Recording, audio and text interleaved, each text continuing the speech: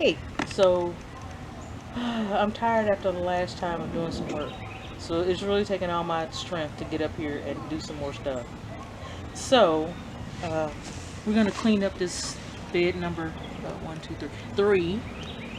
Uh, I did move a rose over here that we showed you in the last video because I think it's gonna do good in this corner. I just gotta make sure I water it really good um, and make sure bugs. Just make sure it has a space. I think that space is good. It's not going to get huge, but it is going to be about 3 or 4 feet. So I do want it to kind of spill over onto the walkway a little bit. Uh, that I've had roses in that section before, so I moved it a little bit closer than I've had them before. So I think it will look nice as it spills over and spreads out a little bit.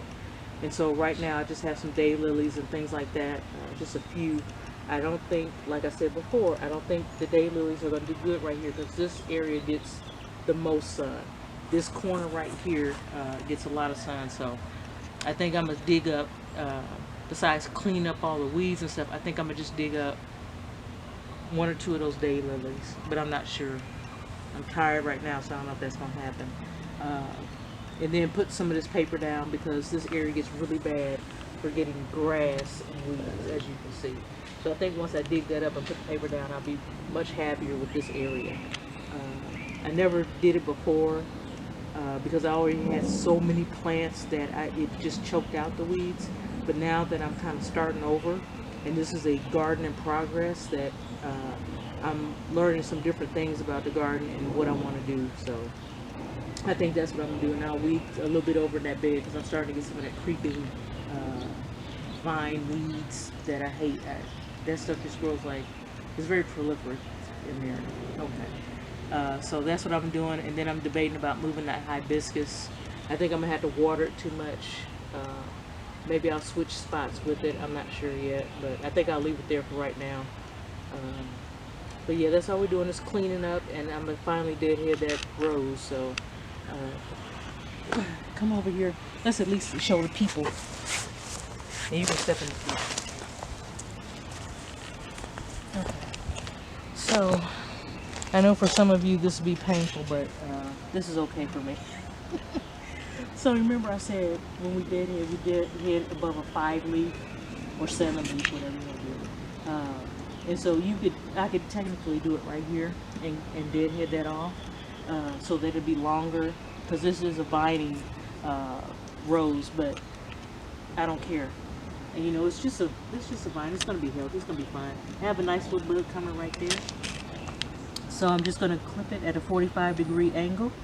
Okay. And you're supposed to do it with nippers, but I didn't. It's okay. And I should have had better gloves on, but it's just a rose. It's fine.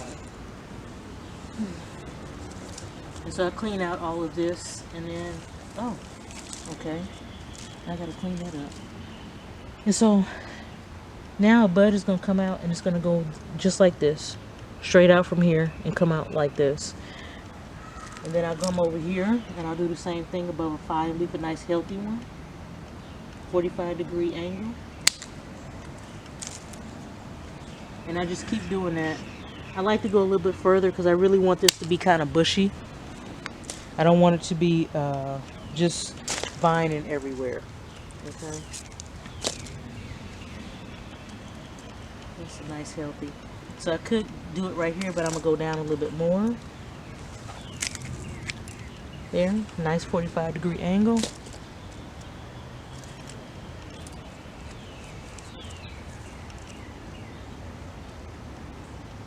I think I'm gonna end up cutting one of those extra ones and then be mad. Ah, nice small, thank you. Thanks for hitting my face.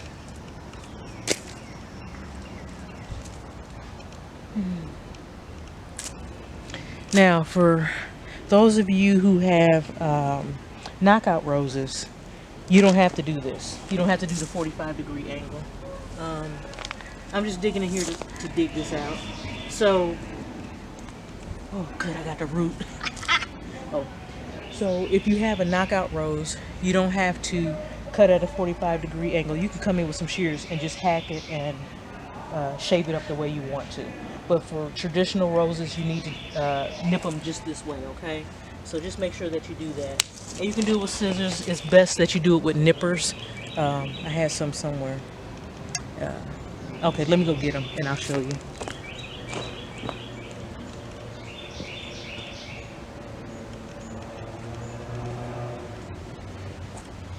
So you just get some traditional nippers. Mine are really beat up. And these are what you're supposed to do. Make sure you clean them in between. These aren't clean, so I'm not going to use them. These are, don't ask me why. But you use these little pruners to prune, okay? Because the reason is because these don't crush like scissors do. Mine can crush. But these actually are really good for nipping these. And I should have used these for this bigger branch over here. But I think my rose will forgive me. At least this time. It's just one time. I promise. I promise. So I'm coming down here. That's a good one. Oh, look at you. And there's a little black spot, so I need to make sure I clean out because I don't want it to keep getting black spot.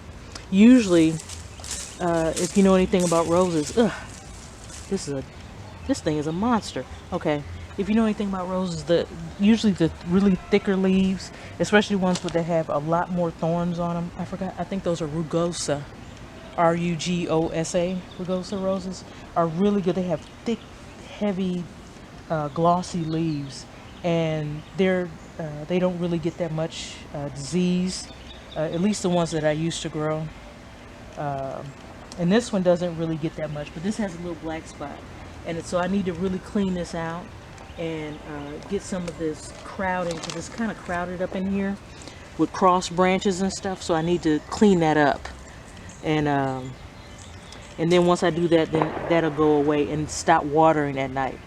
If you water at night, you tend to get fungus and things like that, and mold on your plants. So you really want to do it during the day so that water can stay off of it. And that's it. And we'll go ahead and get to work.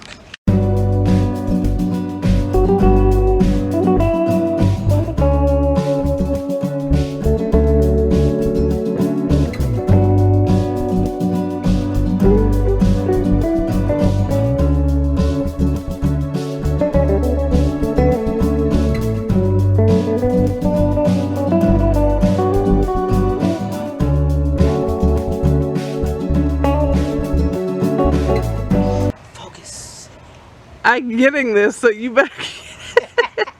You got me? Yeah. Focus.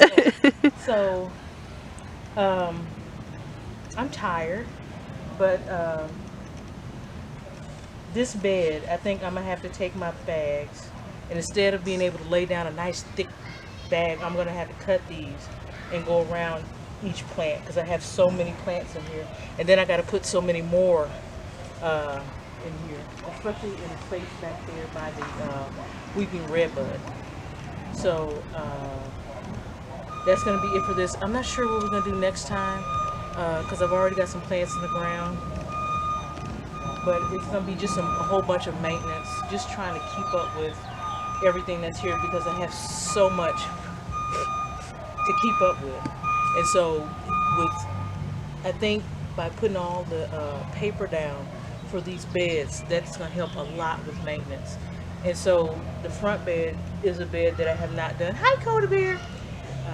I have not done with the bags, and so now I'm dealing with the repercussions of that, because now I'm having weeds on the edges. I never really had weeds all the way in the bed that much once I dug it up really good, but I'm thinking that maybe I need to do the same thing with the front bed number 1, that I did with this one. I really don't care about bed number 1 as much, because as you know, siding and windows have to go in, so everything's just a work in progress. So with everything being a work in progress, it's just not going to be perfect. But by next year, all of this will be so full and pretty, and I think the work that I'm doing now is going to pay off, because my daylilies will be much fuller and it will look a lot better.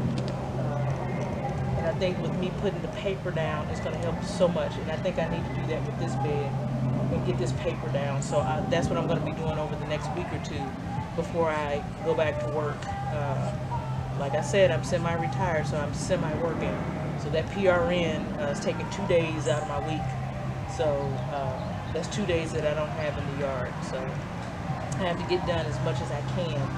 And so getting this bed together and getting this paper up in there, as well as I have some cardboard boxes. And you know, I like the cardboard.